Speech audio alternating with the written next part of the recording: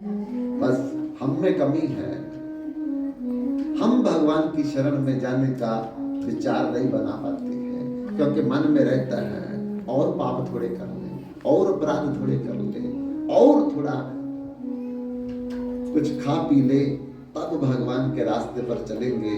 यही हमारे से बहुत बड़ी नादानी हो रही है, कमजोरी हो रही है।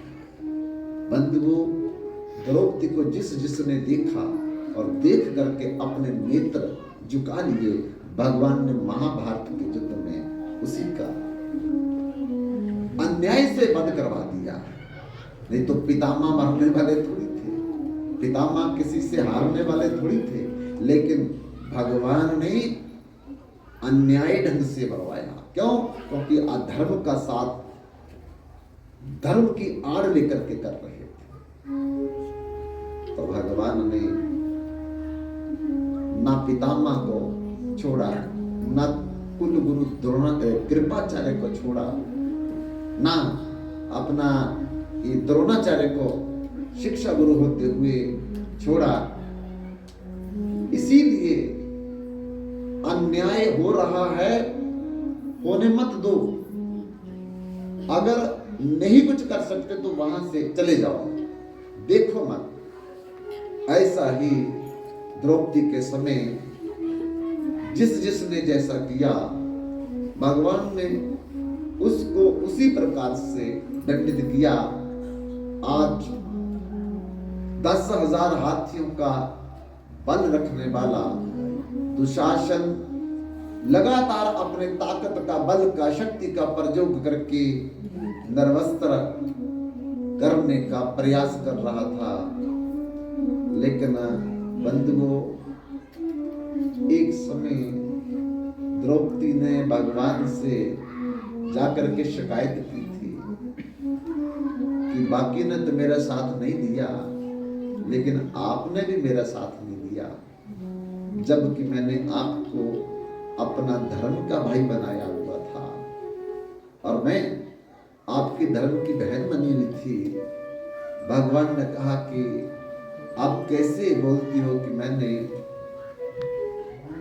आपको बचाया नहीं।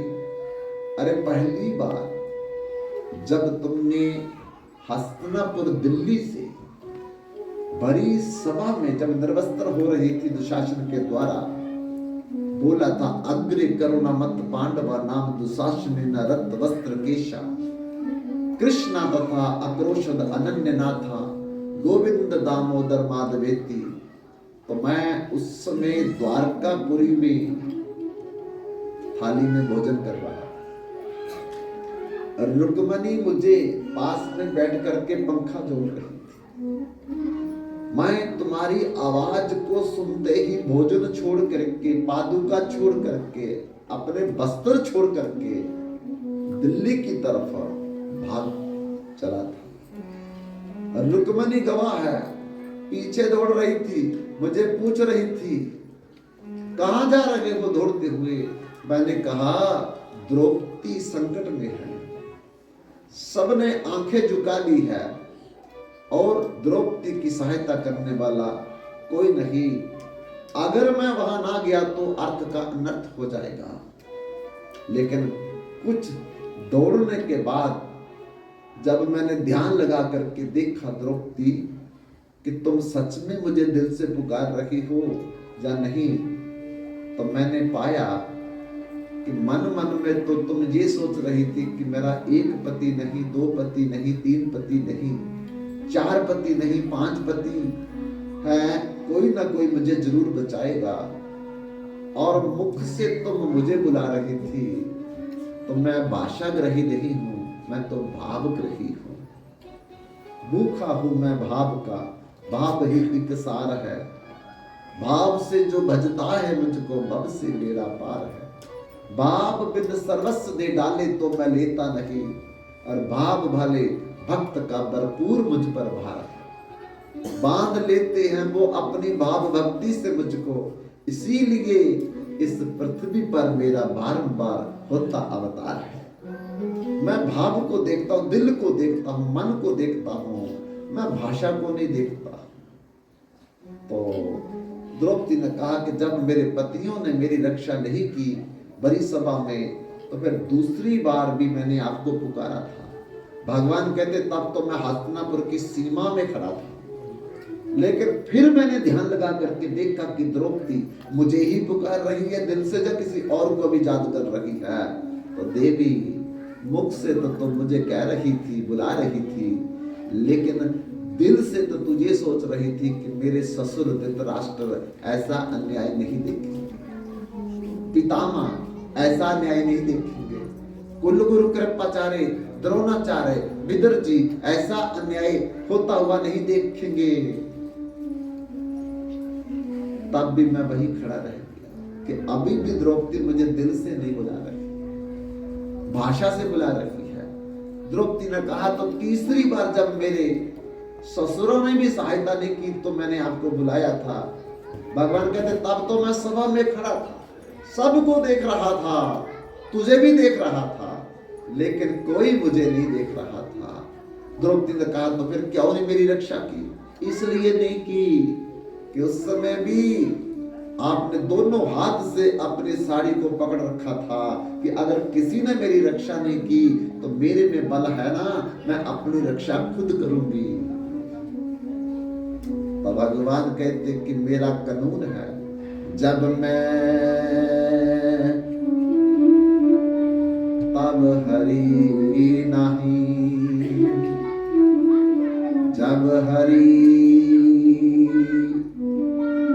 तब मैं नहीं, प्रेम गली अति शांकरी, इसमें दो ना समाए।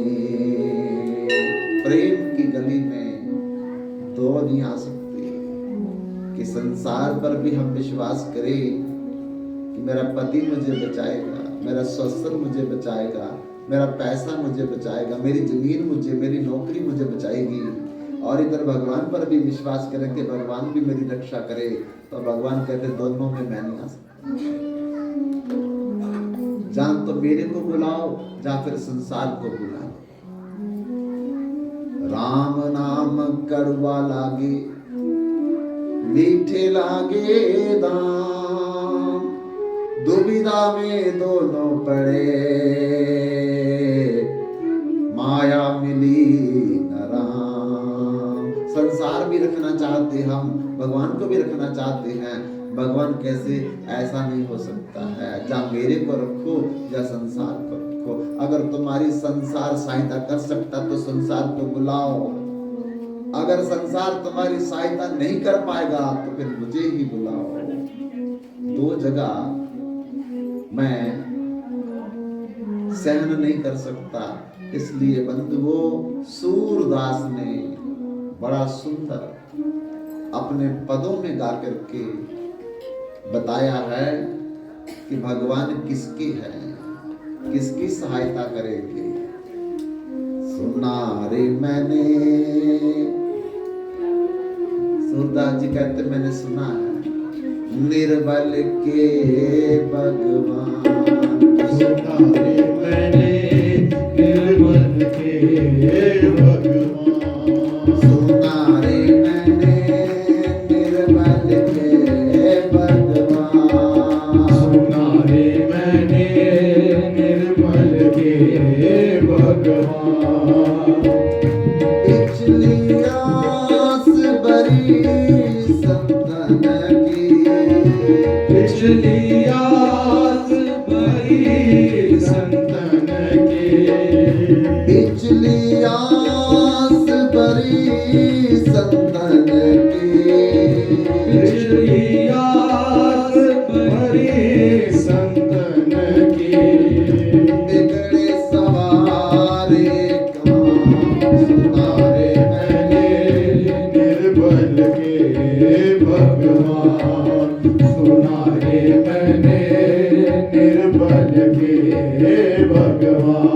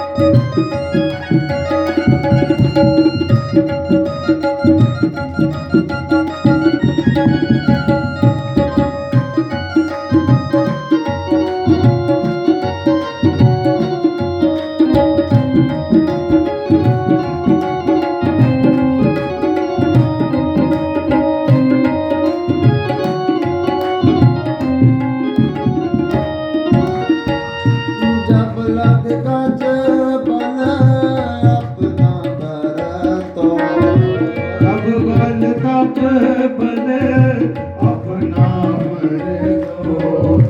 एक बना नहीं था, एक बना नहीं का। निर्बल भयो नारायण पुकारा, निर्बल भयो नारायण पुकारा। निर्बल भयो नारायण पुकारा, निर्बल भयो नारायण पुकारा। चले आए अदना सुना रे मैंने निर्बल के भगवान। सुना रे मैंने निर्बल के भगवान।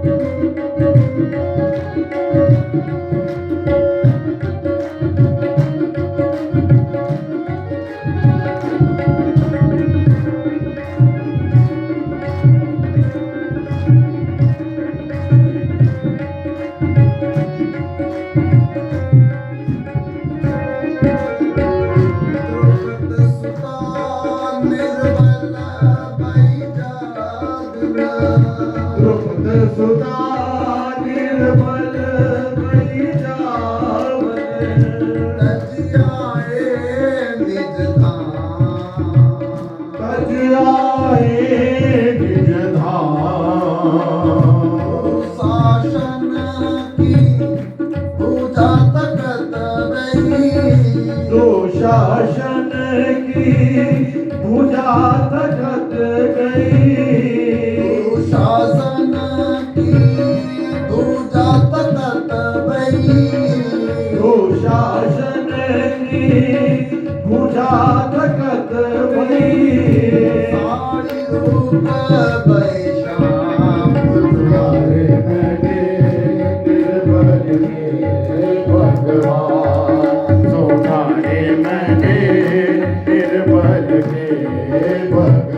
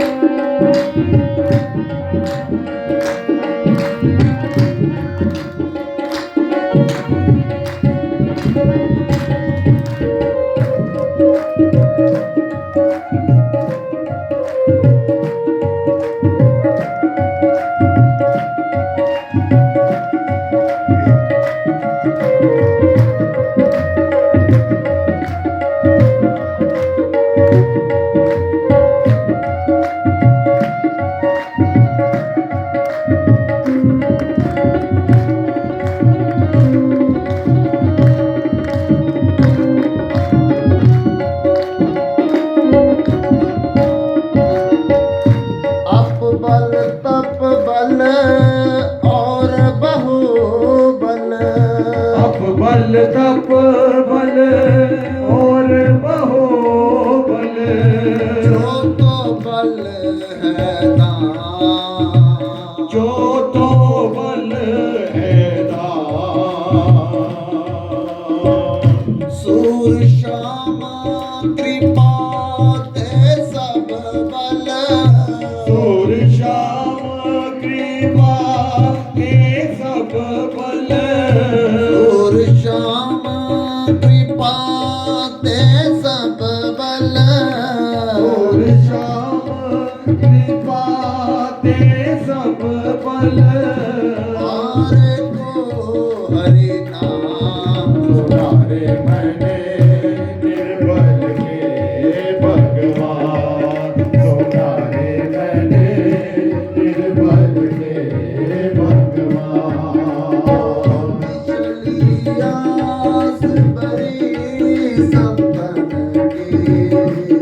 पिछली आस भरी संतन की, पिछली आस भरी संतन की, पिछली आस भरी संतन की, बिगड़े सवारे सुनारे मैंने निर्बल में भगवान, सुनारे मैंने निर्बल के भगवान, सुनारे मैंने निर्बल के भगवान, सुनारे मैंने निर्बल के भगवान, सुनारे मैंने निर्बल के भगवान, जिसमें कोई बल नहीं है। जब तक बल है तब तक भगवान नहीं सुनते हैं। चाहे वो सौंदर्य का बल हो, डिग्रियों का बल हो, पैसे का बल हो, जमीन का बल हो और रिश्तेदारों का बल हो, तब तक भगवान नहीं सुनेंगे। अगर भगवान की सहायता लेनी है, भगवान को सुनाना है, तो दुनियादारी को पीछे रखना पड़ेगा।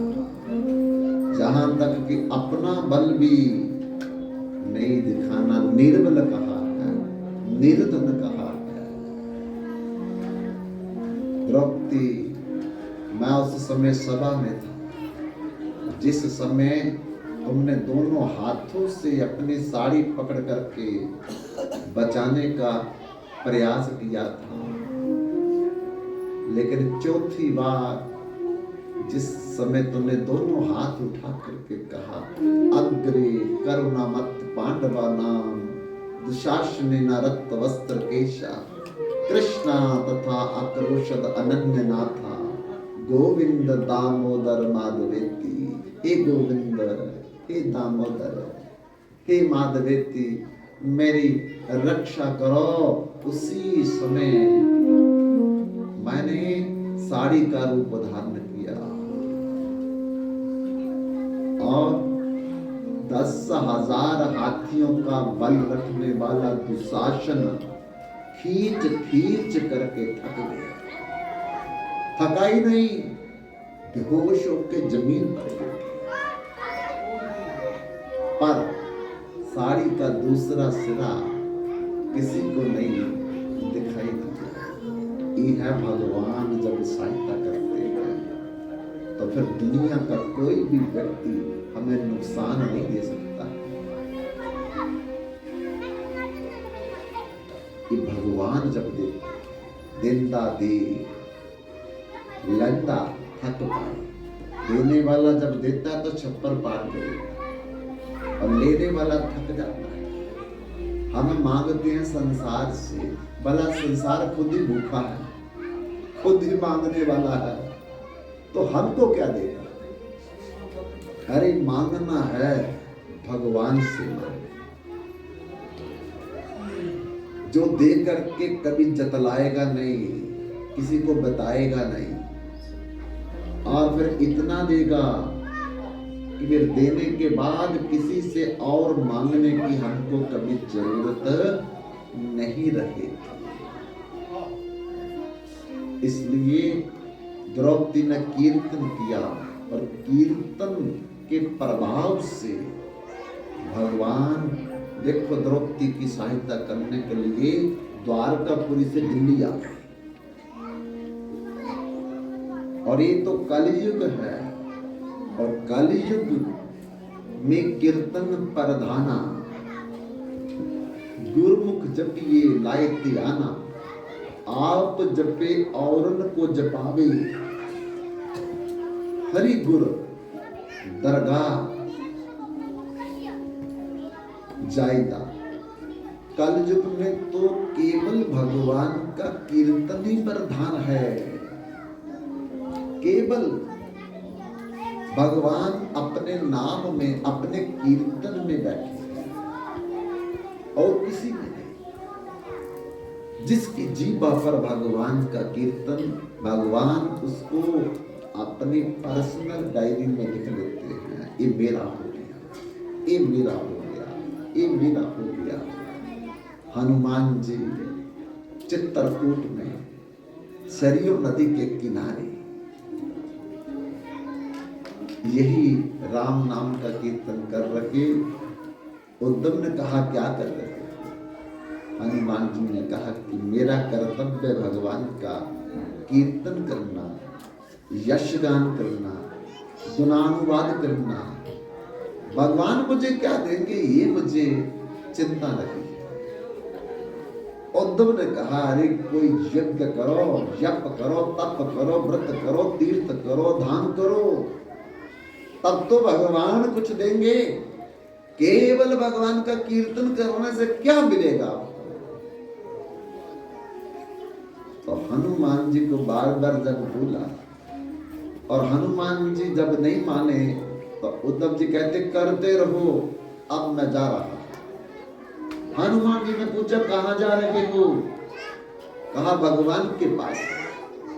हनुमान जी ने कहा कि भगवान के पास अगर जा रहे हो तो भगवान ने एक रजिस्टर लगाया हुआ है जिसमें भक्तों के नाम लिखे हैं।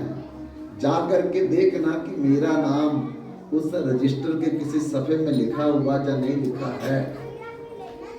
उद्धव के पांव से जमीन निकल गई कि भगवान के पास मैं आता हूं, जाता हूं, लेकिन आज तक मुझे भगवान ने बताया नहीं कि मैंने कोई भक्तों के नाम का रजिस्टर लगा रखा है।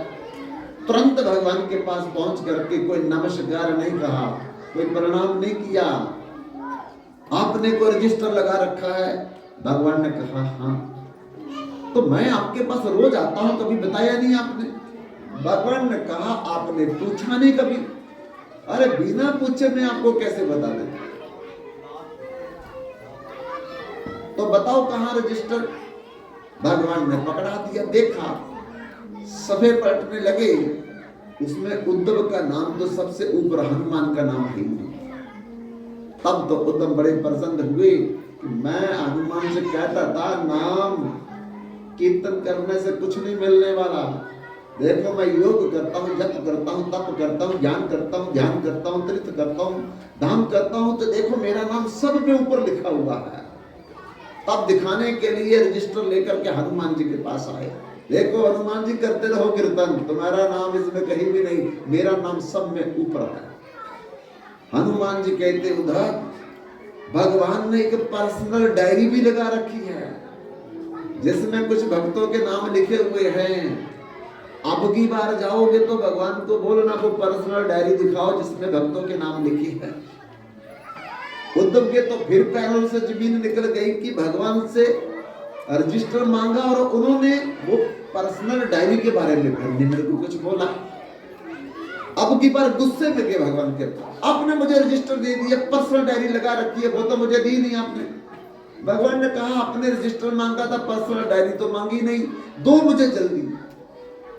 लेकर के देखने लगे तो उस डायरी के जब सफे निकाल करके देखते तो हनुमान जी का सबसे ऊपर नाम, उद्धव का नाम उसमें है ही नहीं।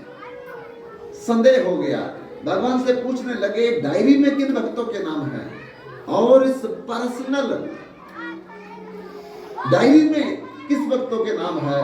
तो भगवान ने कहा रजिस्टर में तो उन भक्तों के नाम हैं जो मेरे को याद करते हैं और डायरी में उन भक्तों के नाम हैं जिनको मैं याद करता हूं। हम भगवान को याद करते हैं, पता नहीं भगवान ने हमारा नाम लिखा हुआ या नहीं लिखा हुआ, लेकिन भगवान हमको याद करें ये तभी संभव होगा जब हम लोग सत्संग में बैठ करके सत्संग के अर्थ को समझने का प्रयास करेंगे और किस तरह से भगवान हमको याद करेंगे ये हमको समझ आ जाएगी। तो व्यास जी जो है वो कलयुग का दर्शन देख करके कलयुग में कैसा समय आएगा बड़े चिंतित हो गए और चिंतित हो करके मन में वो क्या विचार करने लगे कि मुझे क्या करना चाहिए। और वो कथा हम लोग कल शुरू करेंगे। आइए अभी भगवान की आरती के दर्शन के लिए अपने अपने स्थान पर खड़े हो जाइए और भाई लोग आरती के लिए आगे आएंगे और माताएं और बहनें अपनी अपनी जगह पर खड़े रहेंगे। आरती के पश्चात भोजन प्रसाद पा करके आप जाइएगा। कल फिर 1 बजे ठीक कीर्तन पर राधा कृष्ण जुगल सरकार की जय।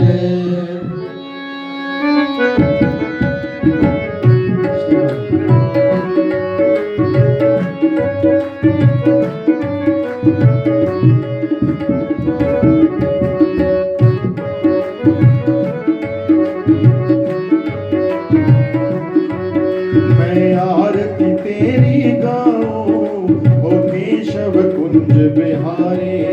आरती तेरी गाऊं ओ केशव कुंज बिहारी। मैं नित नित शीश झुकाऊं ओ मोर मुकुटधारी। नित नित शीश झुकाऊं ओ मोर मुकुटधारी।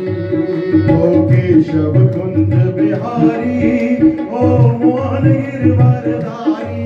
केशव कुंज बिहारी ओ मोहन गिरिवरधारी। मैं नित नित शीश झुकाऊं ओ मोर मुकुटधारी। नित नित शीश झुकाऊं मोर मुकुटधारी।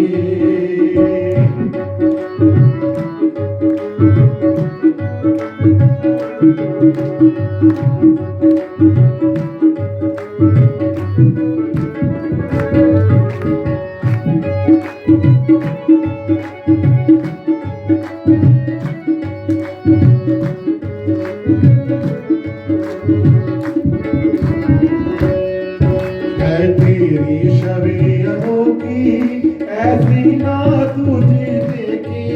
है तेरी छवि अनोखी ऐसी ना तुझी देखी। है तेरी छवि अनोखी ऐसी ना तुझे देखी। है